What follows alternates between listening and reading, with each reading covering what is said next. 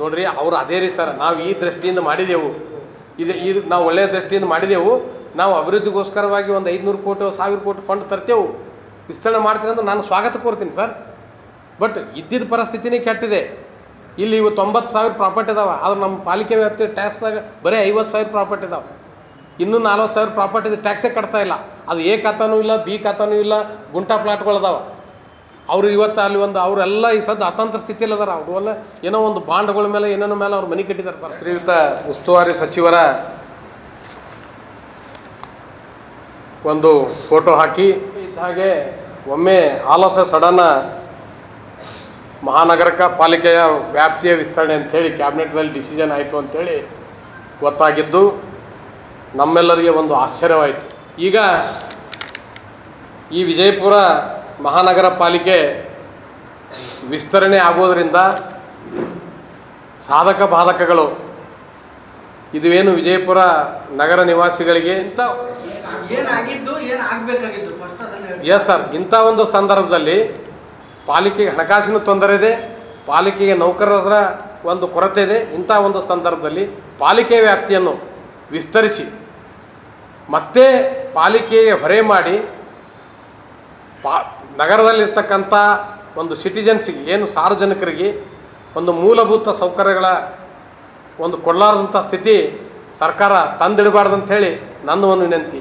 ಅದು ಹೀಗಾಗಿ ಯಾವುದೇ ಹಣಕಾಸಿನ ಮಾನ್ಯ ಸಿದ್ದರಾಮಯ್ಯ ಸಾಹೇಬರು ವಿಜಯಪುರದಲ್ಲಿ ಬಂದಾಕಾರ ಅಂದರೆ 2014ರಿಂದ 13ರಿಂದ 18ರವರೆಗೆ ಮುಖ್ಯಮಂತ್ರಿ ಆದ ಟೈಮ್ದಲ್ಲಿ ವಿಶೇಷ ಒಂದು ಅನುದಾನಕ್ಕೆ ಮಾಸ್ಟರ್ ಪ್ಲಾನಕ್ಕೆ ನಾವೆಲ್ಲರೂ ಆಗಿನ ಪಾಲಿಕೆ ಸದಸ್ಯರು ಮತ್ತು ಸ್ಥಳೀಯ ಶಾಸಕರು ಮತ್ತು ಉಸ್ತುವಾರಿ ಸಚಿವರು ಎಲ್ಲರೂ ಕೂಡಿ ವಿನಂತಿ ಮಾಡಿಕೊಂಡ್ರು ಸಹಿತ ಯಾವುದೇ ಒಂದು ಅನುದಾನ ಕೊಡಲಿಲ್ಲ.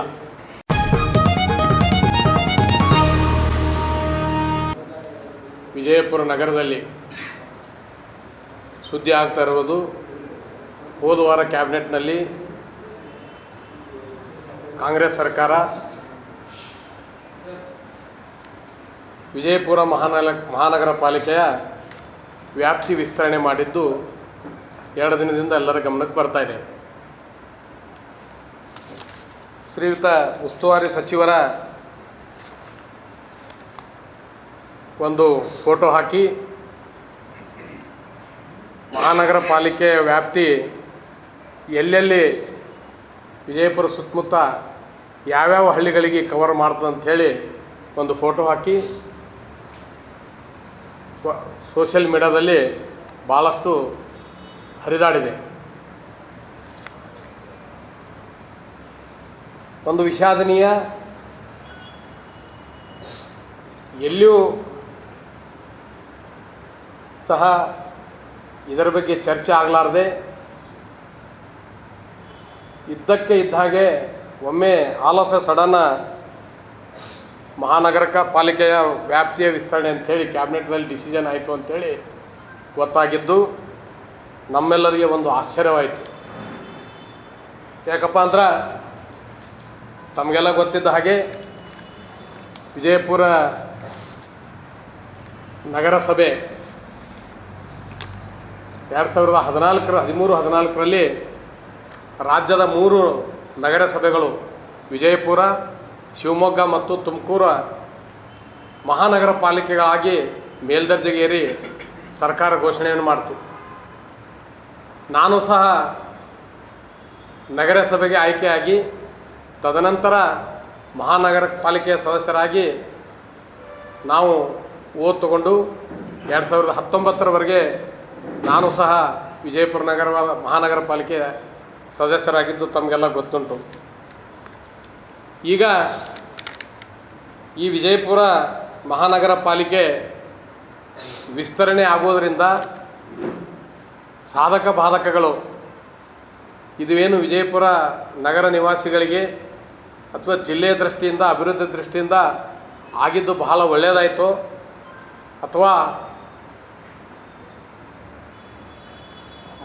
ಈ ನಿರ್ಧಾರ ತಗೊಂಡಿದ್ದು ಇವತ್ತಿನ ದಿನಮಟ್ಟಿಗೆ ತಪ್ಪು ಅಂಥೇಳಿ ನಾನು ಸಾಕಷ್ಟು ವಿಚಾರ ಮಾಡೋದಕ್ಕಾಗಿ ತಮಗೆಲ್ಲ ಗೊತ್ತಿದ್ದ ಹಾಗೆ ಸ್ನೇಹಿತರೆ,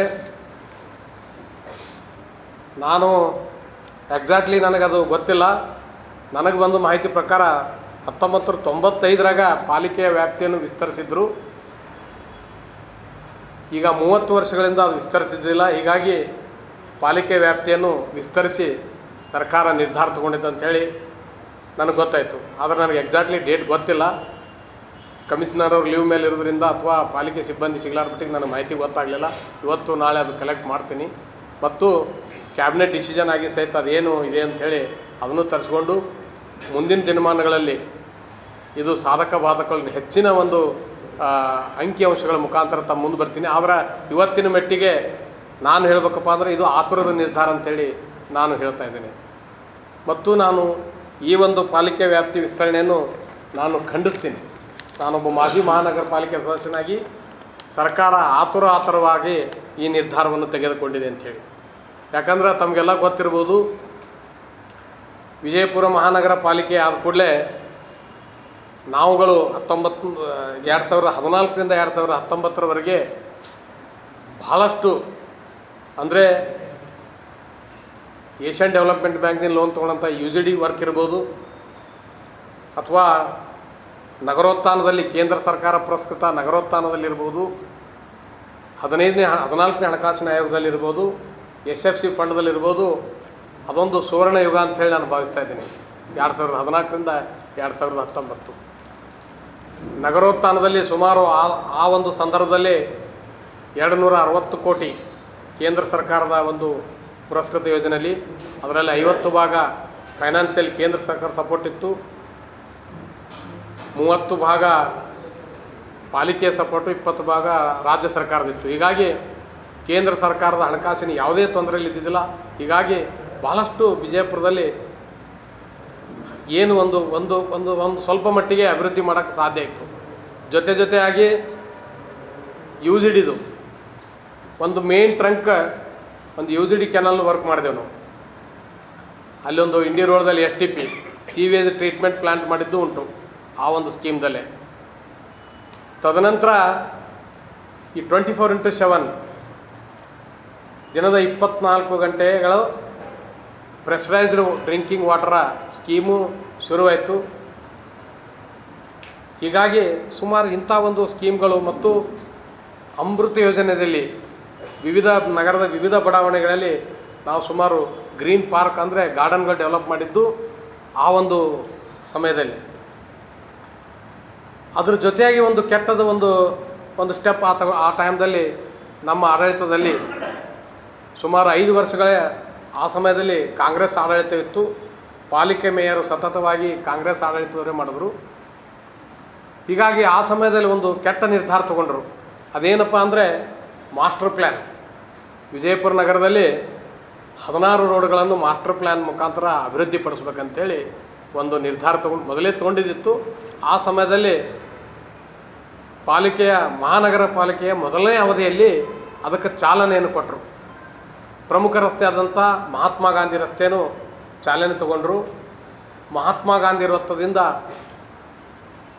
ಈ ಕಡೆ ಬಸವೇಶ್ವರ ವೃತ್ತದವರೆಗೆ ಇರ್ಬೋದು, ಮಹಾತ್ಮ ಗಾಂಧಿ ವೃತ್ತದಿಂದ ಏನು ಒಂದು ಶಿವಾಜಿ ವೃತ್ತದಲ್ಲಿರ್ಬೋದು, ಶಿವಾಜಿ ವೃತ್ತವರೆಗೂ ಪೂರ್ತಿ ಆಗಲಿಲ್ಲ ಅದು. ಹೀಗಾಗಿ ಬಹಳಷ್ಟು ಕಡಿಮೆ ಒಂದು ಡಿಸ್ಟೆನ್ಸ್ದು ಮತ್ತು Shri Siddeshwara road SS road Vijayapura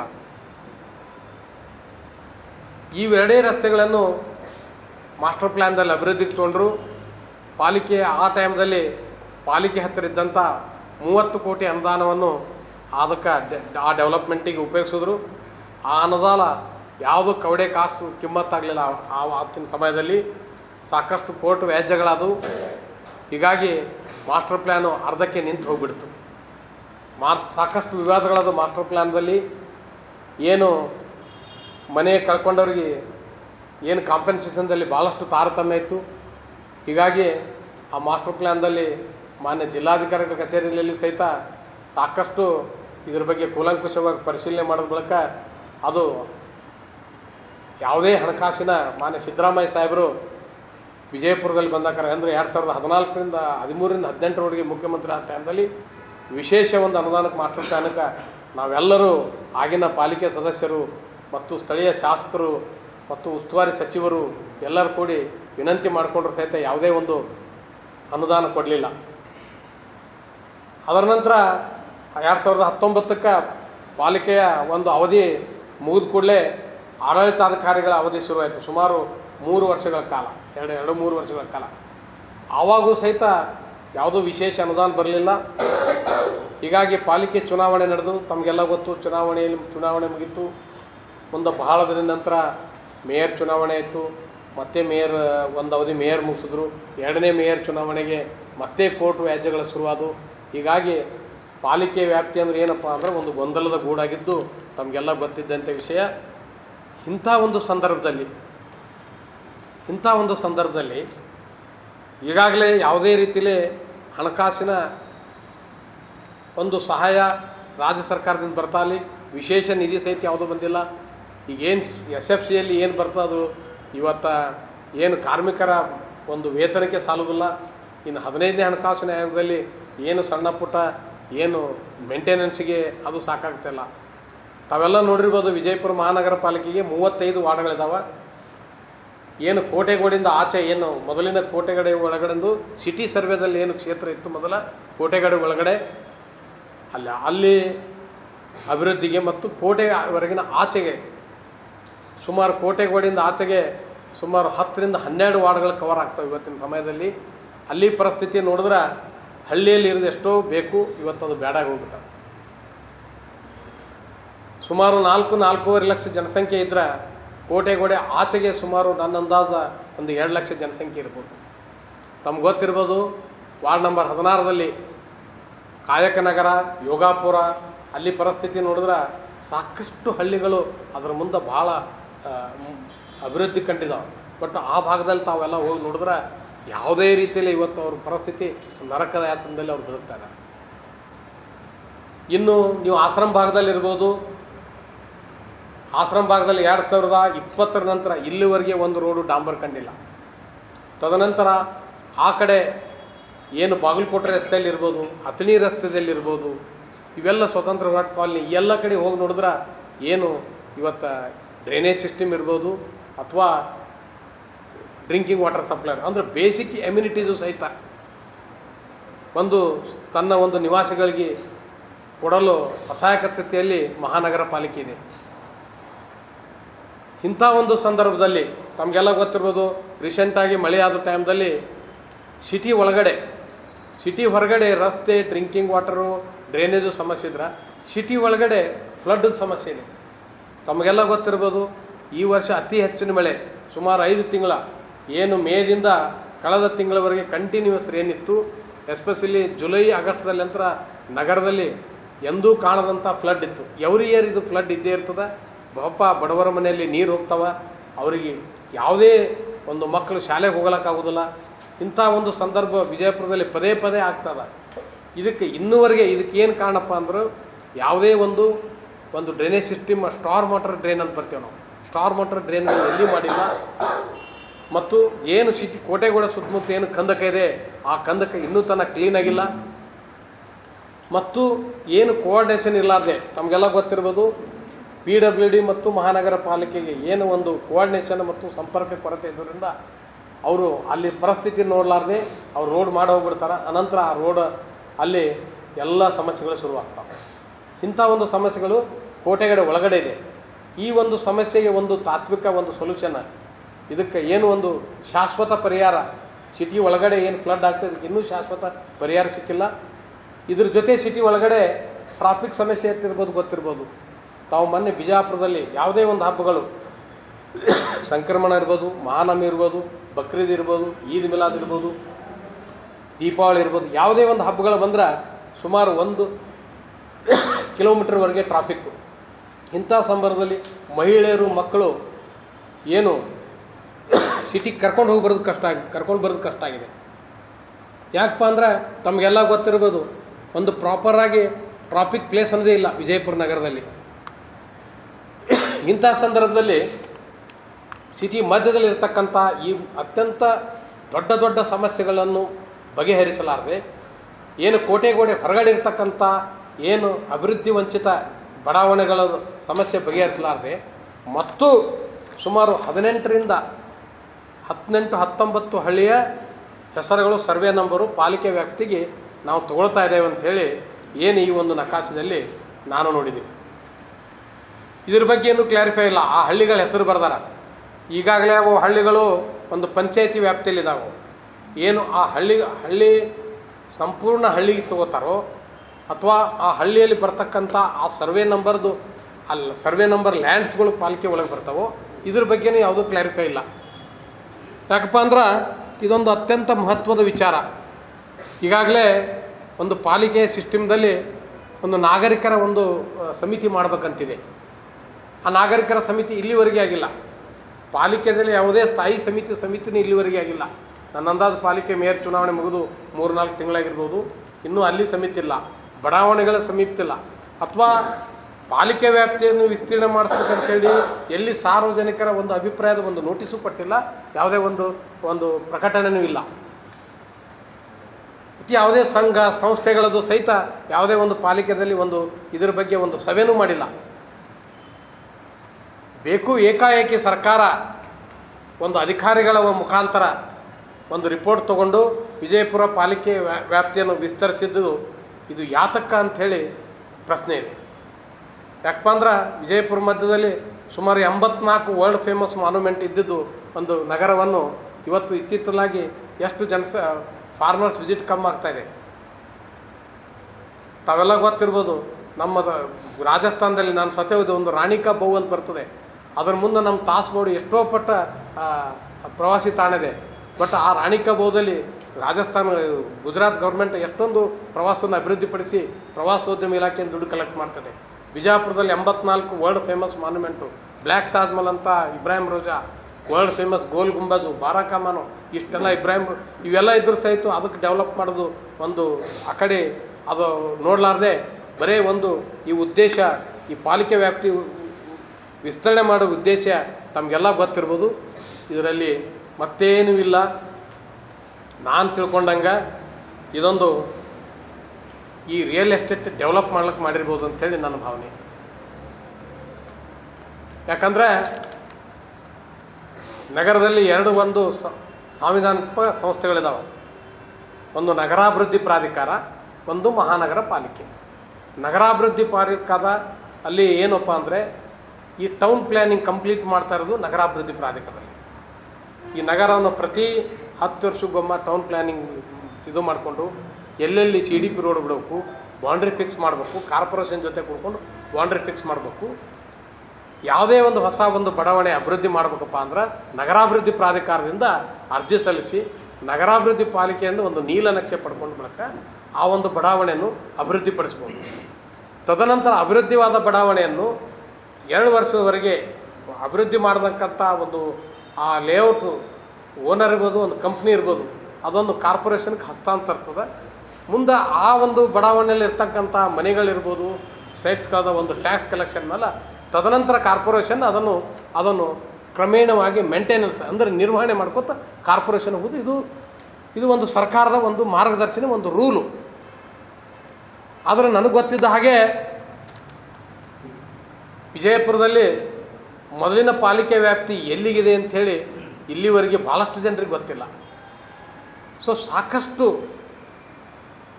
ಬಡಾವಣೆಗಳಿರ್ಬೋದು. ಈ ಮಹಾನಗರ ಪಾಲಿಕೆ ವ್ಯಾಪ್ತಿಯನ್ನು ಮೀರಿ ಅವರು ನಗರಾಭಿವೃದ್ಧಿ ಪ್ರಾಧಿಕಾರದಲ್ಲಿ ಲೇಔಟ್ ಮಾಡಿ ಅನಧಿಕೃತ ಲೇಔಟ್ ಅಂತ ಕರಿಬೋದು. ಅವ್ರ ಪಾಲಿಕೆಯ ನಗರಾಭಿವೃದ್ಧಿಯಿಂದ ಅಪ್ರೂವಲ್ ಆಗಿರ್ಬೋದು, ಬಟ್ ಪಾಲಿಕೆ ವ್ಯಾಪ್ತಿ ಮೀರಿ ಯಾವುದೇ ಒಂದು ಲೇಔಟ್ ಅಪ್ರೂವಲ್ ಆಗಿತ್ತಪ್ಪ ಅಂದ್ರೆ ನಗರಾಭಿವೃದ್ಧಿ ಪ್ರಾಧಿಕಾರ ಅದು ಅನಧಿಕೃತನೇ. ಇಂಥ ಅನಧಿಕೃತ ಬಡಾವಣೆಯಲ್ಲಿ ಸಾಕಷ್ಟು ಅಧಿಕಾರಿಗಳ ಕೈವಾಡ ಮತ್ತು ಅನಧಿಕೃತ ಬಡಾವಣೆಗಳಾದ ಕೂಡಲೇ ಸಾಕಷ್ಟು ಅವೆಲ್ಲ ನೋಡಿರ್ಬೋದು. ಯಾರೋ 100 ನಿವೇಶನಗಳಲ್ಲಿ 10 ಮನೆ ಕಟ್ತಾರೆ. ಅವರು ನಮಗೆ ಸೌಲಭ್ಯ ಕೊಡ್ತಾ ಇಲ್ಲ, ಪಾಲಿಕೆದಿಂದ ನಮ್ಗೆ ಯಾವುದೇ ರೀತಿಯಲ್ಲಿ ಸೌಲಭ್ಯ ಇಲ್ಲ, ವಿದ್ಯುತ್ ಇಲ್ಲ, ನೀರಿಲ್ಲ, ಡ್ರೈನೇಜ್ ಇಲ್ಲ, ಯಾರೂ ನಮ್ಗೆ ಕಸ ಓಡಿಸ್ತಾ ಇಲ್ಲ. ಪಾಲಿಕೆದವರು ಯಾವುದೇ ಒಬ್ಬರು ಪ್ರಭಾವ ವ್ಯಕ್ತಿಗಳಿದ್ರಪ್ಪ ಅಂದ್ರೆ ಆ ಸೌಲಭ್ಯಗಳನ್ನು ಪಾಲಿಕೆ ಅಧಿಕಾರಿಗಳ ಮೇಲೂ ಇವ್ರ ಮೇಲೆ ಒತ್ತಡ ಆಗ್ತವೆ. ತಮಗೆಲ್ಲ ಗೊತ್ತಿರ್ಬೋದು, ಸಾಕಷ್ಟು ನಮ್ಮ 35 ಸದಸ್ಯರು ಪಾಲಿಕೆ ಸದಸ್ಯರಿಗೆ ನನ್ನ ಕೋಟೆಗೋಡೆ ಹೊರಗಡೆ ಇರ್ತಕ್ಕಂಥ ಸದಸ್ಯರಿಗೆ ನನ್ನ ಬಡಾವಣೆಯ ನನ್ನ ವಾರ್ಡಿನ ಸೀಮೆಯಲ್ಲಿ ಅಂದರೆ ಅದರ ವ್ಯಾಪ್ತಿ ಎಲ್ಲಿವರೆಗೆ ಅಂತ ನಮಗೆ ಗೊತ್ತಿರಲ್ಲ. ತಮಗೆಲ್ಲ ಗೊತ್ತಿರ್ಬೋದು. ಭಾಳಷ್ಟು ಅಲ್ಲಿ ಪಾಲಿಕೆಗೆ ಬಂದ ಕೂಡಲೇ ಸರ್ವೆ ನಂಬರ್ ನೋಡಿ, ಈ ನಮ್ಮ ಒಂದು ಬಡಾವಣೆಯ ಒಂದು ಪಾಲಿಕೆ ಸದಸ್ಯರು ಇವರೇ ಅಂತೇಳಿ ಸಾಕಷ್ಟು ಜನ ನಾವಿದ್ದ ಟೈಮ್ದಲ್ಲೇ ಗೊತ್ತು ಮಾಡ್ಕೊಂಡಿದ್ದ. ಯಾಕಪ್ಪ ಅಂದ್ರೆ ಪಾಲಿಕೆ ಸದಸ್ಯಗೂ ಅದು ಮಾಹಿತಿ ಇರಲಾರ್ದೆ ಪಾಲಿಕೆ ಅಧಿಕಾರಿಗಳಿಗೆ ತಮಗೆಲ್ಲ ಗೊತ್ತಿರ್ಬೋದು. ಇವತ್ತಿನ ಸಂದರ್ಭದಲ್ಲಿ ವಿಜಯಪುರ ಪಾಲಿಕೆ ಅಧಿಕಾರಿಗಳ ಕೊರತೆಯನ್ನು ಭಾಳಷ್ಟು ಅನುಭವಿಸ್ತಾ ಇದೆ. ಇಂಜಿನಿಯರಿಂಗ್ ಸ್ಟಾಫ್ ಇರ್ಬೋದು, ಇವತ್ತು ಕಸ ಹುಡುಗ ಸ್ಟಾಫ್ ಇರ್ಬೋದು, ಅಥವಾ ಅಡ್ಮಿನಿಸ್ಟ್ರೇಷನ್ ಸ್ಟಾಫ್ ಇರ್ಬೋದು, ಲೆಕ್ಕಪತ್ರ ಸ್ಟಾಫ್ ಇರ್ಬೋದು. ಓನ್ಲಿ 25% ಇವತ್ತು ಸ್ಟಾಫ್ ಇದೆ. ಈ ಒಂದು ಸ್ಟಾಫ್ದಿಂದ ಪಾಲಿಕೆಯಲ್ಲಿ ತೆರಿಗೆ ವ್ಯಾಪ್ತಿಯಲ್ಲಿರ್ಬೋದು, ಈ ಸ್ವತ್ತು ವ್ಯಾಪ್ತಿಯಲ್ಲಿ ಎಷ್ಟೊಂದು ತೊಂದರೆ ಆಗ್ತಾ ಇರ್ತದೋ ತಾವೆಲ್ಲ ದಿನನಿತ್ಯ ಗಮನಿಸ್ತಾ ಇದ್ದಾರೆ. ಇನ್ನು ಬಡಾವಣೆಗಳಲ್ಲಿ ಯಾವುದೇ ಒಬ್ಬ ಪಾಲಿಕೆಯ ಒಬ್ಬ ಸೆಕ್ಷನ್ ಆಫೀಸರ AW ಇರ್ಬೋದು ಅಥವಾ ಒಂದು ಎಕ್ಸಿಕ್ಯೂಟಿವ್ ಇಂಜಿನಿಯರ್ ಇವತ್ತಿಗೂ ಎಸ್ ಸರ್, ಇಂಥ ಒಂದು ಸಂದರ್ಭದಲ್ಲಿ ಪಾಲಿಕೆಗೆ ಹಣಕಾಸಿನ ತೊಂದರೆ ಇದೆ, ಪಾಲಿಕೆಗೆ ನೌಕರರ ಒಂದು ಕೊರತೆ ಇದೆ. ಇಂಥ ಒಂದು ಸಂದರ್ಭದಲ್ಲಿ ಪಾಲಿಕೆ ವ್ಯಾಪ್ತಿಯನ್ನು ವಿಸ್ತರಿಸಿ ಮತ್ತೆ ಪಾಲಿಕೆಗೆ ಹೊರೆ ಮಾಡಿ ನಗರದಲ್ಲಿರ್ತಕ್ಕಂಥ ಒಂದು ಸಿಟಿಜನ್ಸಿಗೆ ಏನು ಸಾರ್ವಜನಿಕರಿಗೆ ಒಂದು ಮೂಲಭೂತ ಸೌಕರ್ಯಗಳ ಒಂದು ಕೊಡಲಾರದಂಥ ಸ್ಥಿತಿ ಸರ್ಕಾರ ತಂದಿಡಬಾರ್ದಂಥೇಳಿ ನನ್ನ ಒಂದು ವಿನಂತಿ. ಹೀಗಾಗಿ ಭೂಮಿಯ ಬೆಲೆ ಹೆಚ್ಚು ಮಾಡುವ ಉದ್ದೇಶ ಇಟ್ಟುಕೊಂಡು ಪಾಲಿಕೆ ವ್ಯಾಪ್ತಿ ವಿಸ್ತರಿಸಿ ನಗರ ನಿವಾಸಿಗಳ ಮೇಲೆ ಹೊರೆಯಾಗಿ ನಗರ ನಿವಾಸಿಗಳಿಗೆ ನರಕ ಯಾತನೆಯನ್ನು ಮಾಡ್ತಿರೋದು ಅತ್ಯಂತ ಹೇಯ ಕೃತ್ಯ, ಖಂಡನೀಯ. ಅದಕ್ಕೆ ನಾನು ಇವತ್ತಿಗೆ ಮಾನ್ಯ ಸಚಿವರಿಗೆ ನಾನು ಒತ್ತಾಯ ಮಾಡ್ತೀನಿ, ಇದರ ಬಗ್ಗೆ ತಾವೇ ಖುದ್ದು ಆದಷ್ಟು ಬೇಗ ನೀವು ಒಂದು ಸಾರ್ವಜನಿಕ ಸಭೆಯನ್ನು ಕರೆದು ಅಧಿಕಾರಿಗಳ ಸಭೆಯನ್ನು ಕರೆದು ಇದರ ಬಗ್ಗೆ ಸಾಕಷ್ಟು ತಿಳುವಳಿಕೆ ಮಾಡಿ ಮತ್ತು ಸರ್ಕಾರದಿಂದ ತಾವೊಂದು ಹೆಚ್ಚಿನ ಅನುದಾನ ತಂದು ಇದನ್ನು ಅಭಿವೃದ್ಧಿಪಡಿಸಿ ವಿಜಯಪುರ ನಗರ ರಾಜ್ಯದಲ್ಲಿ ಉತ್ತರ ಕರ್ನಾಟಕದಲ್ಲಿ ಅತ್ಯಂತ ವೇಗವಾಗಿ ಬೆಳೀತಕ್ಕಂಥ ನಗರ ಇರೋದರಿಂದ ಇದರ ಬಗ್ಗೆ ಸಂಪೂರ್ಣ ಮಾಹಿತಿಯನ್ನು ಕೊಟ್ಟು ಈ ನಗರನ ಅಭಿವೃದ್ಧಿಪಡಿಸಬೇಕು. ಇಲ್ಲವಾದಲ್ಲಿ ಇದೇ ರೀತಿ ತಾವು ಪಾಲಿಕೆ ವ್ಯಾಪ್ತಿಯನ್ನು ವಿಸ್ತರಿಸಿ ಅಭಿವೃದ್ಧಿ ವಂಚಿತ ಪಾಲಿಕೆಯನ್ನು ಮಾಡಿ ನಗರ ನಿವಾಸಿಗಳಿಗೆ ನರಕಕ್ಕೆ ದೂಡಬಾರ್ದಂಥೇಳಿ ನಾನು ಉಸ್ತುವಾರಿ ಸಚಿವರಲ್ಲಿ ಅತ್ಯಂತ ಕಳಕಳಿ ವಿನಂತಿಯನ್ನು ತಮ್ಮ ಮೂಲಕ ಮಾಡಲು ಇಚ್ಛೆಪಡುತ್ತೇನೆ.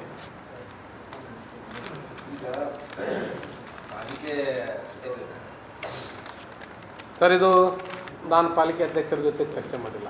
ಇವತ್ತು ನಾನು ಅವರ ಆಫೀಸ್ಗೆ ಹೋಗಿ ಮೇಯರ್ ಅವ್ರ ಜೊತೆ ಈ ಸಮಯ ಕೇಳಿ ಅವ್ರ ಆಫೀಸ್ಗೆ ಹೋಗಿ ಅವ್ರ ಆಫೀಸ್ಗೆ ಏನೇನು ಸರ್ಕಾರದಿಂದ ಗೈಡ್ಲೈನ್ ಬಂದೋದು ಕೇಳಿಕೊಂಡು ಮತ್ತೆ ಅದ್ರ ಬಗ್ಗೆ ನಾನು ಸವಿಸ್ತರವಾಗಿ ಚರ್ಚೆ ಮಾಡ್ತೀನಿ ಸರ್.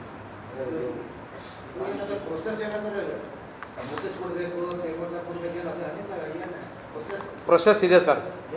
ಪಾಲಿಕೆ ವ್ಯಾಪ್ತಿ ಸಂಬಂಧಪಟ್ಟಂಥ ವಾರ್ಡ್ ಮೆಂಬರ್ಗೆ ಮತ್ತು ಏನು ನಾನು ಇವಾಗ ಹೇಳಿದ್ನಲ್ಲ ನಗರ ವಾರ್ಡ್ ಸಮಿತಿಗಳಿಗೆ ತಂದು ಮತ್ತು ಸಾರ್ವಜನಿಕವಾಗಿ ನೀವು ಗೊತ್ತಿರ್ಬೋದು, ಪಾಲಿಕೆಯಲ್ಲಿ ಒಂದು ಬಜೆಟ್ ಮಾಡೋ ಟೈಮ್ದಲ್ಲಿ ನಾವು ಬಜೆಟ್ಗಿಂತ ಪೂರ್ವಭಾವಿಯಾಗಿ ಸಂಘ ಸಂಸ್ಥೆಗಳು ಸಾರ್ವಜನಿಕರು ಒಂದು ಸಭೆ ಮಾಡಿರ್ತೀವಿ ಸರ್.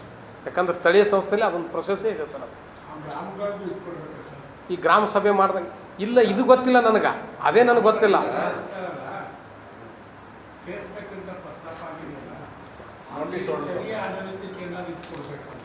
ಸರ್. ಈಗ ಈ ಗ್ರಾಮಗಳು ಬರೋದು ರೂರಲ್ ಡೆವಲಪ್ಮೆಂಟ್ದಲ್ಲಿ ಬರ್ತಾವೆ, ಪಂಚಾಯತಿ ಎಲೆಕ್ಷನ್ದಲ್ಲಿ. ಇದು ಟೋಟಲಿ ಪುರಸಭೆ, ನಗರಸಭೆ, ಮಹಾನಗರ ಪಾಲಿಕೆ, ಇದು ನಗರಾಭಿವೃದ್ಧಿ ಇಲಾಖೆ, ಪೌರಾಡಳಿತ ಮತ್ತು ನಗರಾಭಿವೃದ್ಧಿ ಇಲಾಖೆ. ಸೊ ಆ ಸರ್ವೆ ನಂಬರ ಈಗ ಆ ಗ್ರಾಮಗಳನ್ನು ಬಿಟ್ಟು ಗ್ರಾಮದ ಹೊರತ ಏನು ಈ ಲ್ಯಾಂಡ್ಸ್ಗಳು ಏನಿರ್ತಾವಲ್ಲ, ಅಗ್ರಿಕಲ್ಚರ್ ಲ್ಯಾಂಡ್ಸ್ಗಳಿದ್ದವಪ್ಪ ಅಂದ್ರೆ ನನ್ನ ಗ್ರಾಮ ಪಂಚಾಯತಿ ಕೊಡೋ ಅವಶ್ಯಕತೆ ಏನು ಬರಲ್ಲ. ಈಗ ಅದನ್ನು ಇನ್ನೂ ಕನ್ಫ್ಯೂಷನ್ದಲ್ಲಿದೆ. ಎಷ್ಟೋ ಗ್ರಾಮ ಪಂಚಾಯತಿಗಳು ಅವರಲ್ಲಿ ಗ್ರಾಮ ಪಂಚಾಯತಿ ವ್ಯಾಪ್ತಿ ಎತ್ತಿರ್ತವೆ. ತಮ್ಮ ಗ್ರಾಮ ಪಂಚಾಯತಿ ವ್ಯಾಪ್ತಿಯಲ್ಲಿ ಯಾವುದೇ ಒಂದು ಕಟ್ಟಡಗಳಲ್ಲಿ ರೀಸೆಂಟಾಗಿ ರೂರಲ್ ಡೆವಲಪ್ಮೆಂಟ್ ಇಲಾಖೆನ ಒಂದು ಅಮೆಂಡ್ಮೆಂಟ್ ಮಾಡಿದೆ. ತನ್ನ ಗ್ರಾಮ ಪಂಚಾಯತಿ ವ್ಯಾಪ್ತಿಯಲ್ಲಿ ಯಾವುದೇ ಕಟ್ಟಡಗಳಿದ್ರೆ ಅವರೇ ಅದರ ತೆರಿಗೆಯನ್ನು ಕಟ್ಟಿಕೊಂಡು ಅಭಿವೃದ್ಧಿ ಮಾಡಬೇಕು. ಗ್ರಾಮ ಪಂಚಾಯತಿ ವ್ಯಾಪ್ತಿಗೆ ಒಳಪಡದಂತಹ ಕಂದಾಯ ಗ್ರಾಮಗಳು ಗ್ರಾಮ ಪಂಚಾಯತಿ ವ್ಯಾಪ್ತಿಯಲ್ಲಿ ಬರ್ತಕ್ಕಂಥವು ಇಲ್ಲ, ಗ್ರಾಮ ಪಂಚಾಯತಿ ವ್ಯಾಪ್ತಿ ಒಳಪಡದೇ ಇರತಕ್ಕಂಥ ಆಲ್ಮೋಸ್ಟ್ ಸರ್ವೆ ನಮ್ಮ ಉದಾಹರಣೆಗೆ ಕೃಷಿ ಯೂನಿವರ್ಸಿಟಿ ಯಾವ ಸೇರ್ಪಡೆ ಮಾಡೋದು, ಮಹಾನಗರ ಪಾಲಿಕೆಗೂ ಇಲ್ಲ, ಗ್ರಾಮ ಪಂಚಾಯತಿಗೂ ಇಲ್ಲ ಅಂತ ಒಂದಿಷ್ಟು. ಆಮೇಲೆ ಕೆಲವೊಂದು ಹಾಸ್ಪಿಟಲ್ಗಳದಾವೆ, ಅಂತ ಒಂದಿಷ್ಟನ್ನ ಮಾತ್ರ ಇವರು ಪಾಲಿಕೆ ಸರ್. ಜೊತೆಯಾಗಿ ಸರ್ವೆ ನಂಬರ್ಸ್ ಹತ್ತಿರ್ತಾವೆ. ನಾವು ವಾರ್ಡ್ ಡಿಲಿಮಿಟೇಷನ್ ಮಾಡೋ ಟೈಮ್ದಲ್ಲಿ ಸರ್ವೆ ನಂಬರೇ ಹಾಕಿರ್ತಾರಲ್ಲ 374 ಮಹಾಲ್ ಬಗಾಯತ್ತು ಈ ಥರ. ಈಗ ನಾಳೆ ಇಟ್ನಳ್ಳಿ ಅಂತ ಇದರಲ್ಲಿ ಕಂಡಿದ್ದಾರೆ, ಇಟ್ನಳ್ಳಿ ಸರ್ವೆ ನಂಬರ್ ಇಂಥವು ಪಾಲಿಕೆ ವ್ಯಾಪ್ತಿಯಲ್ಲಿ ಬರ್ತವೆ ಅಂತೇಳಿ. ಸರ್ ಇದ್ರ ಬಗ್ಗೆ ಇನ್ನೂ ನನಗೆ ಟೋಟಲ್ ಇಷ್ಟು 18 ಹಳ್ಳಿಗಳದೊಂದು ಇದೆ. ಏನು ಸರ್ ಮುನ್ಸಿಪಲ್ ಆ್ಯಕ್ಟ್ ನಾನು ಆವಾಗ ಹೇಳಿದ್ದೇನಪ್ಪ ಅಂದ್ರೆ, ಏನು ಪಾಲಿಕೆ ವ್ಯಾಪ್ತಿ ವಿಸ್ತರಣೆ ಮಾಡೋ ಟೈಮ್ದಲ್ಲಿ ಸಂಪೂರ್ಣವಾಗಿ ನಾನು ಅದೇ ಹೇಳ್ದಂಗೆ ಅದ್ರ ಬಗ್ಗೆ ನೋಟಿಫಿಕೇಶನ್ ಆಗಿ ಪಾಲಿಕೆ ಸದಸ್ಯರಾಗಬೇಕು, ಸಾರ್ವಜನಿಕರ ಸಭೆ ಆದ್ಕೊಂಡು ಬಳಕ. ಏನು ಸರ್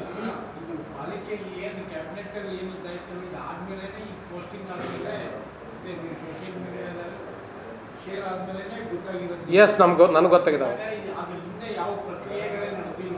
ಅದ್ರ ಹಿಂದ್ಗಡೆ ಯಾವುದು ಪ್ರಕ್ರಿಯೆಗಳೇ ನಡೆದಿಲ್ಲ ಅಂತ ನಾನು ಭಾವಿಸ್ತೇನೆ. ಈಗ ನೀವು ಹೇಳ್ದಂಗೆ ಗ್ರಾಮ ಸಭೆ ಆಗ್ಬೇಕು, ವಾರ್ಡ್ ಸಭೆ ಆಗ್ಬೇಕು, ಸಾಮಾನ್ಯ ಸಭೆ ಚರ್ಚೆ ಆಗ್ಬೇಕು, ಆ ನಂತರ ಟರಾವಾಗಿ ಪ್ರಪೋಸಲ್ ಹೋಗೋದು ಒಂದು ವ್ಯವಸ್ಥೆ. ಎಸ್ ಸರ್, ನೀವು ಹೇಳೋ ಪ್ರಕಾರ ಇವು ಯಾವೂ ಆಗಿಲ್ಲ. ಮತ್ತು ಇದರಲ್ಲಿ ಒಂದೇನಾಗಿದೆ ತಪ್ಪು ನಾನು ಹೇಳಿದ ಪ್ರಕಾರ, ಈಗಾಗಲೇ ಇದೇನು ಪಾಲಿಕೆ ವ್ಯಾಪ್ತಿ ಏನು ಮೊದಲಿತ್ತಲ್ಲ, ಫಾರ್ ಎಕ್ಸಾಂಪಲ್ ಈಗ ಸಾಯಿ ಪಾರ್ಕು ಲಾಸ್ಟ್ ಇತ್ತು ಪಾಲಿಕೆ ವ್ಯಾಪ್ತಿ, ನಮ್ಮ ಭಾಗದಲ್ಲಿ ಬರಟಗಿ ಭಾಗವು ಲಾಸ್ಟ್ ಇತ್ತು. ಈಗ ಅದ್ರ ಮೀರಿನ ಸಹಿತ B D A layout approval ಮಾಡಿಬಿಟ್ಟಿತ್ತು ಸರ್. ಅದು ಬೇಕಾನೂನು. ಪಾಲಿಕೆ ವ್ಯಾಪ್ತಿಯಲ್ಲಿ ಲ್ಯಾಂಡ್ಸ್ಗಳು ನಿಮ್ಗೆ ಅವೈಲಬಿಲಿಟಿ ಇದ್ದರೆ ನೀವು ಭೂ ಪರಿವರ್ತನೆ ಮಾಡ್ಕೋಬೋದು ಸರ್ಕಾರ ಕಾನೂನದೊಳಗಡೆ. ಅದು ಮೀರಿದ್ದು ಸಹಿತ ಮಾಡಿಬಿಟ್ಟಾರ. ಸೊ ಆ ಒಂದು ಬಡಾವಣೆಗಳನ್ನು ಈ ಪಾಲಿಕೆ ವ್ಯಾಪ್ತಿ ಒಳಗೆ ಹಾಕಿದ್ರೆ ಅವು ಲೀಗಲ್ ಆದಂಗೆ ಆ್ಯಕ್ಚುಲಿ. ಮತ್ತು ಪಾಲಿಕೆಯಿಂದ ಅಲ್ಲಿ ದುಡ್ಡು ಖರ್ಚು ಮಾಡೋಕ್ಕೆ ಒಂದು ಕಾನೂನಾತ್ಮಕ ಒಂದು ಅವಕಾಶಗಳು ಸಿಗ್ತಾವೆ ನಮಗೆ. ಅದಕ್ಕೆ ಮಾಡಿರ್ಬೋದು ನಾನು ಹೇಳ್ತಾ ಇರೋದೇ. ಎಸ್, ಮತ್ತು ಈ ಅದಕ್ಕೊಂದು ಅಧಿಕೃತ ಮುದ್ರೆ ಒತ್ತದಂಗೆ ಆಗ್ತದೆ. ಅಲ್ಲಿ ಲ್ಯಾಂಡ್ ಕಾಸ್ಟ್ ಹೆಚ್ಚಾಗ್ಬಿಡ್ತಾವ, ಅಲ್ಲಿ ಸೈಟ್ ವ್ಯಾಲ್ಯೂ ಹೆಚ್ಚಾಗ್ಬಿಡ್ತದೆ. ಸರ್ ಅಲ್ಲ ರಿಂಗ್ ರೋಡ್ ಇದೆ. ಏನು ಸರ ರಿಂಗ್ ರೋಡ್ ಇದೆ. ಈಗ ಆಗಿದ್ದು ಹೇಳ್ತೀನಿ ನೋಡಿ ಸರ್ ನಿಮ್ಗೆ. ಪ್ರಾಪರ್ಟಿ ಬಗ್ಗೆ ನಾವು ಹೆಂಗೆ ಹೇಳಕ್ಕಾಗ್ತದೆ ಸರ್?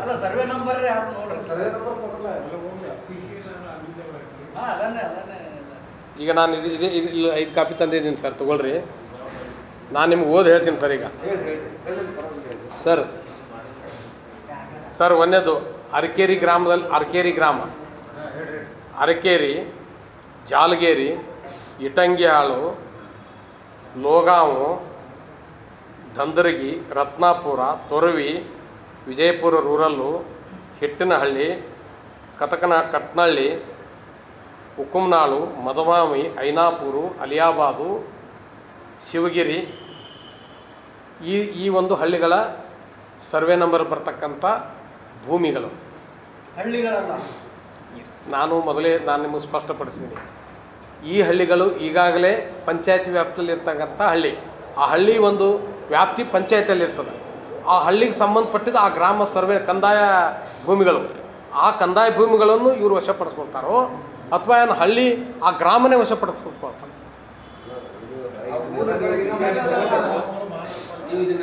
ನಿಮ್ಗೆ ಹಾಕಿದ್ದೀನಿ ಸರ್. ಏನು ಸರ್, ನಾನೇ ಒಂದು ಟೈಮ್ದಲ್ಲಿ ನನ್ನ ಡಿಲಿಮಿಟೇಷನ್ ಟೈಮ್ದಲ್ಲೇ ನನಗೊಂದು ನೋಟಿಸ್ ಕೊಟ್ಟಿದ್ರು. ಆವಾಗ ಪಾಲಿಕೆ ಆಯುಕ್ತರು ಡಿಲಿಮಿಟೇಷನ್ ಮಾಡೋ ಟೈಮ್ದಲ್ಲಿ ನಮಗೆ ನೋಟಿಸ್ ಬಂದಿತ್ತು. ಪ್ರತಿ ವಾರ್ಡ್ ಮೆಂಬರ್ಗೆ ಒಂದೊಂದು ನೋಟಿಸು. ನಿಮ್ಮ ವಾರ್ಡನ್ನು ನಾವು ಪುನರ್ ವಿಂಗಡಣೆ ಮಾಡಲು ಬಯಸಿದ್ದೇವೆ. ಹೀಗಾಗಿ ಇಂತಿಂಥ ಸರ್ವೆ ನಂಬರ್ಗಳನ್ನು ಹೆಚ್ಚಿಗೆ ನಿಮ್ಮ ವಿಸ್ತರಿಸ್ಲಿಕ್ಕೆ ಒಂದು ನಾವು ಪಾಲಿಕೆದವರು ಒಂದು ಇದು ಮಾಡಿದೆವು. ಸೊ ನಿಮ್ಮ ಅಭಿಪ್ರಾಯಗಳನ್ನು ತಿಳಿಸಿ ಅಂತ ನನಗಂದಿದ್ರು. ನನಗೆ ಅವಾಗ ಆ ಬರಟಿಗೆ ತಾಂಡನೂ ಇನ್ಕ್ಲೂಡ್ ಇತ್ತು. ನಾನು ಆ ಟೈಮ್ದಲ್ಲಿ ತಾಂಡಕ್ಕೆ ಹೋದೆ. ನಾನು ತಾಂಡಕ್ಕೆ ಹೋಗಿ ಬರಟಿಗೆಲ್ಲಿ ಕೇಳಿದೆ, ನೀವು ಪಾಲಿಕೆ ವ್ಯಾಪ್ತಿಯೊಳಗೆ ಬರೋಕ್ಕೆ ನಿಮಗೆ ಇಷ್ಟ ಇಲ್ಲನೋ ಅಥವಾ ನೀವು ಇಲ್ಲೇ ಒಂದು ಪಂಚಾಯತಿ ವ್ಯಾಪ್ತಿಯಲ್ಲಿ ಅಥವಾ ನೀವು ತಾಂಡ ವ್ಯಾಪ್ತಿ. ಸರ್ ನಮ್ಗೆ ಈಗ ನಾವು ಪಾಲಿಕೆ ವ್ಯಾಪ್ತಿಯಲ್ಲಿ ಬೇಡ, ಈಗ ನಾವು ನೋಡ್ತಾ ಇದ್ದೇವೆ ಪಾಲಿಕೆದಲ್ಲಿ ಅದ್ರ ಸಹಿತ ಬಿಜಾಪುರದಲ್ಲಿ ಬಂದು ನೋಡ್ತಾ ಇದ್ದೆವು, ಅಭಿವೃದ್ಧಿನೇ ಇಲ್ಲ, ನಮ್ಗೆ ಒಳ್ಳೆ CC ರಸ್ತೆಗಳಾಗ್ತದವ. ಮತ್ತು ಗ್ರಾಮೀಣ ಭಾಗದ ಮಂದಿಗೆ ಏನಿರ್ತದೆ, ಸಿಟಿ ವ್ಯಾಪ್ತಿಯಲ್ಲಿ ಹೋದೆವು ಅಂದ್ರೆ ನಮ್ಗೆ ಟ್ಯಾಕ್ಸ್ ಹೆಚ್ಚಿಗೆ ಕಟ್ಟಬೇಕಾಗ್ತದೆ, ಭಾವನೆಗಳು ಹೆಚ್ಚಿರ್ತಾವೆ. ನಾವು ಟ್ಯಾಕ್ಸ್ ಕಟ್ಟೋದಾಗ್ತದೆ ಸರ್, ನಮ್ಗೆ ಬೇಡ ಅಂತ ಹೇಳ್ತಾರೆ. ಟ್ಯಾಕ್ಸ್ ಅಷ್ಟೇ ಆಗೋದಿಲ್ಲ. ಒಂದು ಪಾಯಿಂಟ್ ಹೇಳಿದ್ರೆ 2ನೇ ಪಾಯಿಂಟ್ ಹೇಳಬೇಕಲ್ಲ. ಟ್ಯಾಕ್ಸ್ ಅಷ್ಟೇ ಆಗೋದಿಲ್ಲ, ಜಮೀನು ಬೆಲೆನೂ ಹೆಚ್ಚಾಗ್ತೈತೆ, ಅಲ್ಲಿ ಅಂಗಡಿ ಕಮರ್ಷಿಯಲ್ ರೇಟು ಹೆಚ್ಚಾಗ್ತೈತೆ ಅಲ್ಲಿ. ಸರ್ ಅವ್ರು 10 ರೂಪಾಯಿ ಕಟ್ಟಿದ್ರೆ ಅದಕ್ಕೆ ವ್ಯಾಲ್ಯೂನು ಬರ್ತೈತಲ್ಲ. ವ್ಯಾಲ್ಯೂ ಸರ್ ನಿಮ್ಗೆ ಒಂದು ಹೇಳ್ತೀನಿ ಸರ್ ವ್ಯಾಲ್ಯೂ ಅದೇ ಜಮೀನಲ್ಲಿ ಹೋಯ್ತು ಅಂದ್ರೆ ನಿಮಗೆ ಒಂದು ಹೇಳ್ತಾ ಇದ್ದೀನಿ, ಬೇಡ ಅಂತೀರಿ, ನಿಮ್ಗೆ ಒಂದು ಹೇಳ್ತೀನಿ ಸರ್, ನೀವು ನಂದು ಹೇಳ್ತೀನಿ. ನನ್ನ ಲ್ಯಾಂಡು ನಂದಿಷ್ಟು ವ್ಯಾಲ್ಯೂ ಇದೆ. ನಾನು ಸರ್ ಯಾವುದೇ ಒಂದು ವಸ್ತು ಅದು ಬರೀ ವ್ಯಾಲ್ಯೂ ಹೆಚ್ಚಾಯ್ತಂತಾರೆ, ವ್ಯಾಲ್ಯೂ ಹೆಚ್ಚು ಏನು ಸಾಲ ಮಾಡಲಿಕ್ಕೆ ವ್ಯಾಲ್ಯೂ ಲ್ಯಾಂಡ್ ವ್ಯಾಲ್ಯೂ ಹೆಚ್ಚು ಮಾಡ್ಕೋಬೇಕಲ್ಲ ನಾವು. ನಗರಗಳ ಅಲ್ಲಲ್ಲ ನಗರಗಳ ಅನಿವಾರ್ಯ ಸರ್, ಅನಿವಾರ್ಯ ಅದು ನಗರಗಳು ಆಗೋದು ಅನಿವಾರ್ಯ. ಅದು ಯಾರು ಹೇಳಿದ್ರೆ ಬೇಡ ಅನ್ನಕ್ಕಾಗ್ತದೆ ಸರ್. ಈಗ ಗ್ರೇಟರ್ ಬೆಂಗಳೂರು ಶುರು ಆಯಿತು, ರಾಮನಗರ ಜಿಲ್ಲೆ ತಂದು ಬೆಂಗಳೂರಲ್ಲಿ ಸೇರಿಸೋದು. Development always development oriented. ಇವತ್ತಿನ ಸ್ಥಿತಿಗತಿಗಳನ್ನು ನೋಡ್ಕೊಂಡು ನೀವು ಅಲ್ಲಿದು ನೀವು ಒಳಗಡೆ ತೋಡ್ರಲ್ಲ. ನಮ್ಮ ಮನೆಯಲ್ಲೇ ಇಬ್ಬರಿಗೆ ಈ 4 ಜನ ಊಟ ಮಾಡೋಕೆ ದುಡ್ಡಿಲ್ಲ ನಮ್ಮ ಹತ್ತಿರ. ಇನ್ನು 10 ಮಂದಿ ನಮ್ಮ ಮನೇಲಿ ಕರ್ಕೊಂಡು ಅವ್ರಿಗೆ ಇಲ್ಲಿ ತಂದು ಹಾಕೊಂಡು ಸರ್ ನಾವು ಏನು ಸರ್? ಇಲ್ಲ, ನಾನು ಇನ್ನೂ ಇದ್ರ ಬಗ್ಗೆ ಮಾಹಿತಿ ತಗೊಳ್ತೀನಿ. ನಾನು ಇವತ್ತಿನ ಸ್ಥಿತಿಗೆ ನಾನು ಅಭಿವೃದ್ಧಿ ಮಾಡಲಿ, ನಮ್ಮ ನಗರ ಮೈಸೂರು ಬೆಳಗಾವಿ ದೊಡ್ಡ ನಗರವಾಗಿ ದೊಡ್ಡದಾಗಲಿ ಅಂತೇಳಿ ಅದರ ನಾನು ಬಯಸ್ತೀನಿ. ಆದ್ರೆ ಇದ್ದ ನಗರವನ್ನೇ ನೀವು ನೆಗ್ಲೆಕ್ಟ್ ಮಾಡ್ತಾ ಇದ್ದೀರಿ. ಇದ್ದ ನಗರದಲ್ಲೇ ಸಾಕಷ್ಟು ಎವ್ರಿ ಡೇ ವಿಮಾನ ನಿಲ್ದಾಣವನ್ನು ಮಾಡಲಿಕ್ಕೂ ಇದು ಬಹಳ ಅನುಕೂಲಕರವಾದಂಥ ವಿಮಾನ ನಿಲ್ದಾಣ ಮಾಡಬೇಕಾದ್ರೆ ಪಾಲಿಕೆ ಆಗಬೇಕಾದ ಅವಶ್ಯಕತೆ ಇದೆ. ಸೊ ಹಾಗಾಗಿ ಇದು ಮಾಡಿದಾರ ಅಂತ ಅಲ್ಲಲ್ಲ ನೋಡ್ರಿ, ಅವ್ರು ಅದೇ ರೀ ಸರ್. ನಾವು ಈ ದೃಷ್ಟಿಯಿಂದ ಮಾಡಿದೆವು, ಇದು ನಾವು ಒಳ್ಳೆಯ ದೃಷ್ಟಿಯಿಂದ ಮಾಡಿದೆವು. ನಾವು ಅಭಿವೃದ್ಧಿಗೋಸ್ಕರವಾಗಿ ಒಂದು 500 ಕೋಟಿ 1000 ಕೋಟಿ ಫಂಡ್ ತರ್ತೇವೆ, ವಿಸ್ತರಣೆ ಮಾಡ್ತೀನಿ ಅಂತ ನಾನು ಸ್ವಾಗತ ಕೋರ್ತೀನಿ ಸರ್. ಬಟ್ ಇದ್ದಿದ್ದ ಪರಿಸ್ಥಿತಿನೇ ಕೆಟ್ಟಿದೆ. ಇಲ್ಲಿ 90,000 ಪ್ರಾಪರ್ಟಿ ಇದಾವೆ, ಆದ್ರೆ ನಮ್ಮ ಪಾಲಿಕೆ ವ್ಯಾಪ್ತಿ ಟ್ಯಾಕ್ಸ್ದಾಗ ಬರೀ 50,000 ಪ್ರಾಪರ್ಟಿ ಇದಾವೆ. ಇನ್ನೂ 40,000 ಪ್ರಾಪರ್ಟಿ ಟ್ಯಾಕ್ಸೇ ಕಟ್ತಾ ಇಲ್ಲ. ಅದು ಎ ಖಾತಾನೂ ಇಲ್ಲ, ಬಿ ಖಾತಾನೂ ಇಲ್ಲ, ಗುಂಟಾ ಪ್ಲಾಟ್ಗಳದಾವೆ. ಅವರು ಇವತ್ತು ಅಲ್ಲಿ ಅವರೆಲ್ಲ ಈ ಸದ್ದು ಅತಂತ್ರ ಸ್ಥಿತಿಯಲ್ಲಿ ಅದಾರ. ಅವರೆಲ್ಲ ಏನೋ ಒಂದು ಬಾಂಡ್ಗಳ ಮೇಲೆ ಏನೇನೋ ಮೇಲೆ ಅವ್ರು ಮನೆ ಕಟ್ಟಿದ್ದಾರೆ ಸರ್. 2014 ಗೋಲ್ಡನ್ ಇರಾ ಅಂತ ಹೇಳಿದ್ರೆ ಕೇಂದ್ರದಿಂದ ಎಷ್ಟು ಬಂತು ಅವಾಗ? ಹೌದು, 260 ಕೋಟಿ ರೂಪಾಯಿ ನಗರೋತ್ಥಾನದಲ್ಲಿ ಕೇಂದ್ರದಿಂದ ತಗೊಂಡಿದ್ದೀವಿ. ಆಮೇಲೆ ಎಷ್ಟು ಬಂತು? ಏನು ಸರ್? ಆಮೇಲೆ ಕೇಂದ್ರದಿಂದ ಎಷ್ಟು ಬಂತು? ಇವತ್ತಿನ ತನಕ ಎಷ್ಟು ಬಂತು? ಇವತ್ತಿನ ತನಕ ನಗರೋತ್ಥಾನ ಕಡಿಮೆ ಏನು ಬಂದಿದೆ. ಕೇಂದ್ರ ಈ 24/7ದಾಗ ಕೇಂದ್ರದಿಂದ ಮೇಜರ್ ಇದೆ ಡ್ರಿಂಕಿಂಗ್ ವಾಟರ್ದಲ್ಲಿ. ನನ್ನ ಅಂದಾಜ ನಗರೋತ್ಥಾನ ಬರೀ ನಗರಗಳಿಗೆ ಅಭಿವೃದ್ಧಿ ಮಾಡಕ್ಕೆ ಕೇಂದ್ರದ ಸಹಕಾರ ರಾಜ್ಯಕ್ಕೆ ಎಷ್ಟೈತಿ? ನಮ್ಮ ನಗರಕ್ಕೆ ನಗರೋತ್ಥಾನದಲ್ಲಿ ಡ್ರಿಂಕಿಂಗ್ ವಾಟರ್ನು ಬಂತು, ರೋಡ್ಸು ಬಂತು, ಪಾರ್ಕು ಬಂತು, ಯೂಸುಡಿನೂ ಬಂತು. ಸುಮಾರು 450 ಕೋಟಿ ರೂಪಾಯಿ ಬಂದದ್ದು ಕೇಂದ್ರ 2019ರಿಂದ 2014ರಿಂದ 19ರವರೆಗೆ. 2014ರಿಂದ 2019ರವರೆಗೆ ವಿವಿಧ ಯೋಜನೆಗಳಲ್ಲಿ ಕೇಂದ್ರ ಸರ್ಕಾರದಿಂದ ನಗರೋತ್ಥಾನ ಇರ್ಬೋದು. ಅಮೃತ ಯೋಜನೆ ಸಕ್ಸಸ್ ಆಗಲಿಲ್ಲ, ಇನ್ನೂವರೆಗೆ ಕೆಲಸ ನಡೀತಾನೆ ಇದೆ. 15 ಸರ್ ಅಮೃತ್ 1, ಅಮೃತ್ 2, ಅಮೃತ್ 3, ಈಗ ಅಮೃತ್ 4, ಅಮೃತ್ ಕೆಲವೊಂದು ಕಡೆ Amrut 4 sir. Let me complete. ನಗರ ಶಾಸಕರು 2014ರಿಂದ 21ರಾಗ ಮುಗಿಸ್ತೀನಿ ಅಂತ ಹೇಳಿದ್ರು. ಅಮೃತ ಯೋಜನೆ 21ರಾಗ ಎಂಡ್ ಆಗಬೇಕಾಗಿತ್ತು, ಅದು 16ದಾಗ ಎಂಡ್ ಆಗ್ಬೇಕಂತ ನೋಡಿದ್ರೆ. ಬಟ್ ಇನ್ನೂವರೆಗೂ ಕೂಡ ಸರ್ ಅದೇ ಅಮೃತ ಯೋಜನೆ ಹೋಗಿ ನೀವು ಒಳ್ಳೆ ಕ್ವಶನ್ ಕೇಳಿದ್ರಿ ಸರ್. ನಾನು ಏನು ಹೇಳ್ತೀನಿ, ಇದಕ್ಕೆಲ್ಲದಕ್ಕೂ ಕೊರತೆ ಪಾಲಿಕೆಯಲ್ಲಿ ಅಧಿಕಾರಿಗಳನ್ನೇ ಇಲ್ಲ, ಫಂಡು ಇಲ್ಲ, ಅಧಿಕಾರಿಗಳೇನಿಲ್ಲ. ಇಂಥ ಸಂದರ್ಭದಲ್ಲಿ ಪಾಲಿಕೆ ವ್ಯಾಪ್ತಿ ವಿಸ್ತರಿಸೋದು ಅವಶ್ಯಕತೆ ಇತ್ತ, ವಿಸ್ತರಿಸಿರಿ, ಇಟ್ ಇಸ್ ವೆಲ್, ನಾನು ವೆಲ್ಕಮ್ ಮಾಡ್ಕೊಳ್ತೀನಿ. ಬಟ್ ಫಂಡ್ ತೊಗೊಬರಲ್ಲ, ಫಂಡೇ ಇಲ್ಲ. ಈಗ ಕಾರ್ಪೊರೇಷನ್ ಆಲ್ರೆಡಿ ಐತಿ, ಅಲ್ಲಿ ಕಾರ್ಪೊರೇಟರ್ಗಳು ಅದಾರ, ಬಿಜೆಪಿ ಅದಾರ, JDS ಅದಾರ, ಕಾಂಗ್ರೆಸ್ನವ್ರು ಅದಾರ. ಯಾರು ಅದ್ರ ಬಗ್ಗೆ ಒಂದು ಹೇಳಾಗ್ತಿಲ್ಲಲ್ಲ. ಅದು ಅವ್ರಿಗೆ ಬಿಟ್ಟಿದ್ರು ಸರ್. ನಾನು ಅದ್ರ ಬಗ್ಗೆ ನಾನು ನೋಡಿದ ಕೂಡಲೇ ಇದ್ರ ಬಗ್ಗೆ ತಮ್ಮ ಜೊತೆ ಹಂಚ್ಕೋಬೇಕಂತೇಳಿ ನಾನು ಅಟ್ಲೀಸ್ಟ್ ಅದಕ್ಕೊಂದು ಚಾಲನೆ ಕೊಟ್ಟಿದ್ದೀನಿ. ನಾನು ಆಗಲಿ ಡಿಬೇಟ್ಸ್ಗಳು ಕಂಟಿನ್ಯೂ ಆಗಲಿ ಅದ್ರ ಬಗ್ಗೆ. ಸರಿ, ಈಗ ಸರಿಯೋ ತಪ್ಪು ಲೋಣಿಯವ್ರು ಹೇಳಿದ್ದು ಅದ್ರ ಬಗ್ಗೆ ನಾನು ಸಚಿವರಿಗೆ ವಿನಂತಿ ಮಾಡ್ಕೊಳ್ತಾ ಇದ್ದೀನಿ. ನಾನು ಇದನ್ನು ಇವತ್ತಿನ ಖಂಡಿಸ್ತೀನಿ. ನೀವು ಫಂಡ್ ತಂದು ಲೋಣಿಯವರು ಅಭಿವೃದ್ಧಿ ಮಾಡ್ತೀನಿ ಅಂದ್ರೆ ನಿಮಗೆ ಅಭಿನಂದಿಸ್ತೀನಿ, ಧನ್ಯವಾದಗಳು ಹೇಳ್ತೀನಿ. ಬಟ್ ಅದ್ರ ಬಗ್ಗೆ ಕ್ಲಾರಿಫೈ ಬೇಕಲ್ಲ, ಫಸ್ಟಿಗೆ ಬೇಕಲ್ಲ. ನೀವು ನೋಟಿಫಿಕೇಶನ್ ಮಾಡಿಬಿಟ್ರೆ ಏನು ಪೂರ್ಣ ಮಾಹಿತಿ ತಗೊಂಡಿಲ್ಲ ಅಂತ ಹೇಳಿದ್ಮೇಲೆ ಸರ್ ಅಲ್ಲಿ ಸ್ಥಿತಿಗತಿಗಳು ಹೇಳಿನಿ, ಪೂರ್ಣ ಮಾಹಿತಿ ತಗೊಂಡು. ಈಗ ಇದು ಆಲ್ರೆಡಿ ಕ್ಯಾಬಿನೆಟ್ ಅಪ್ರೂವಲ್ ಆದ್ರೆ ಮಾಹಿತಿ ಬಂದಂಗಲ್ಲ ಸರ್. ಸ್ಟಾರ್ಟ್ ಮಾಡಿ ನೀವು ಹೇಳಿದ್ರಿ ನೀನು ಹೆಚ್ಚಿನ ಮಾಹಿತಿ ಇಲ್ಲ, ಬರುವ ದಿನದಲ್ಲಿ ಹೆಚ್ಚಿನ ಮಾಹಿತಿ ತಗೊಂಡೆ ನಿಮ್ಮ ಕಡೆ. ಬಟ್ ಗೆಜೆಟ್ ಆಗಿದೆ. ಹೌದು, ಮಾಹಿತಿನೇ ನೀವು ಎದ್ರ ಮಾಹಿತಿ ಅಲ್ಲ, ಅರ್ಧಂಬರ್ಧ ನೀವು ತಗೊಂಡಿದ್ದು ಆಗಿದೆ, ಕ್ಯಾಬಿನೆಟ್ ಅಪ್ರೂವಲ್ ಆಗಿದೆ. ಈಗ ಯಾವ ರೀತಿ ಅಪ್ರೂವಲ್ ಆಯ್ತು? ಲೀಗಲ್ ಅದೇ ನಾನು ನಿಮ್ಮ ಮುಖಾಂತರ ನಾನು ಕೇಳ್ತಾ ಇದ್ದೀನಲ್ಲ ಸರ್, ನಾನು ಕೇಳ್ತಾ ಇದ್ದೀನಲ್ಲ. ಈಗ ಪಾಲಿಕೆ ನಂದೇನು ಗೊತ್ತಾ, ಇದ್ದ ಪಾಲಿಕೆ ವ್ಯಾಪ್ತಿಯಲ್ಲೇ ಹಣಕಾಸಿನ ತೊಂದರೆ, ಸ್ಟಾಫಿನ ತೊಂದರೆ ಇದೆ. ನೀವು ವ್ಯಾಪ್ತಿ ವಿಸ್ತರಿಸ್ತಿದ್ರೆ ಹೆಂಗಂತ ನಾನು ಕೇಳ್ತಾನೆ. Very simple question. 1 ಲೈನ್ ಭಾಷೆ ಸರ್ ಕೇಳ್ದಂಗೆ ಒಂದೇ ಲೈನ್ ಕೇಳ್ಬೇಕಂದ್ರೆ ಅದು ಒಂದೇ ಲೈನ್ ಅಂತ. ಈಗಾಗಲೇ ಅಭಿವೃದ್ಧಿಗೆ ದುಡ್ಡು ಇಲ್ಲ, ಸ್ಟಾಫು ಇಲ್ಲ, ನೀವು ವಿಸ್ತರಿಸಿದ್ರೆ ಹಾಗೆ. ಹಜರತ್ ಖಾನ್ ಬಾಬಾ ತಂತ್ರ ಮಂತ್ರದ ಪ್ರಸಿದ್ಧಿ ಪಡೆದ ಮಹಾಗುರುಗಳು. ವಿಜಯಪುರ ನಗರದ ಶ್ರೇಷ್ಠ ಹೆಸರುವಾಸಿಯಾದ ಹಜರತ್ ಖಾನ್ ಬಾಬಾ. ನಿಮ್ಮ ಪ್ರತಿಯೊಂದು ಸಮಸ್ಯೆಗಳ ಬಗ್ಗೆ ಖಾತ್ರಿ ಹಾಗೂ ಸಮಾಧಾನ ಪಡೆಯಿರಿ. ಹಜರತ್ ಖಾನ್ ಬಾಬಾ ವಿಜಯಪುರ ನಗರದಲ್ಲಿ ಕಳೆದ 20 ವರ್ಷಗಳಿಂದ ತಮ್ಮ ಸ್ವಂತ ಮನೆ ವಿಳಾಸದಲ್ಲಿದ್ದು ಸಾರ್ವಜನಿಕರ ವೈಯಕ್ತಿಕ ಸಮಸ್ಯೆ ದೋಷಗಳನ್ನ ಪರಿಹಾರ ಮಾಡುತ್ತಿದ್ದಾರೆ. ಹಜರತ್ ಖಾನ್ ಬಾಬಾ ಸಂತೋಷದ ಸುದ್ದಿ ಕೇಳಿ ಆನಂದ ಆಗಬಹುದು. ಇವರು ಪಿಶಾಚಿ ಮತ್ತು ಭೂತದ ಕಾಟ ಮಾಟ ಮಾಡಿದ್ದು ತೆಗೆಯುತ್ತಾರೆ ಮತ್ತು ಬಹಳ ಕಾಲ ಮಕ್ಕಳಾಗದಿದ್ದರೆ ಹಾಗೂ ದಮ್ಮು, ಹೊಟ್ಟೆ ನೋವು, ಹೆಣ್ಣು ಮಕ್ಕಳ ತೊಂದರೆಗಳು, ಕಾಮಣಿ, ಇಸುಬು ಇವರ ಔಷಧ ಹಾಗೂ ಮಂತ್ರಶಕ್ತಿ, ದಿವ್ಯ ಶಕ್ತಿಯಿಂದ ಹಜರತ್ ಖಾನ್ ಬಾಬಾ ಇವರು ಆರೋಗ್ಯ ಚಿಕಿತ್ಸೆ ನೀಡಿ ನಿಮ್ಮ ಕಷ್ಟ ನೋವುಗಳನ್ನ ದೂರ ಮಾಡಿಕೊಡುತ್ತಾರೆ. ನಿಮ್ಮ ಸಮಸ್ಯೆಗಳಾದ ಮನಸ್ಸಿನ ಇಚ್ಛೆ, ಪ್ರೇಮ ವಿವಾಹ ಸಮಸ್ಯೆ, ನೌಕರಿ ಸಮಸ್ಯೆ, ಪತಿ ಪತ್ನಿಯರ ಸಮಸ್ಯೆ, ಆಸ್ತಿ ವಿಚಾರ, ಮಾಟ ಮಂತ್ರದ ಬಗ್ಗೆ, ಆರೋಗ್ಯ ತೊಂದರೆ, ಗುಪ್ತ ರೋಗಗಳು, ಶತ್ರುಕಾಟ, ಉದ್ಯೋಗ ಸಮಸ್ಯೆ, ಗೃಹ ಸಮಸ್ಯೆ, ಕೋರ್ಟ್ ವಿಚಾರ, ಸಾಲಬಾಧೆ, ಧನ ಸಂಪತ್ತು ಪ್ರಾಪ್ತಿ ಬಗ್ಗೆ,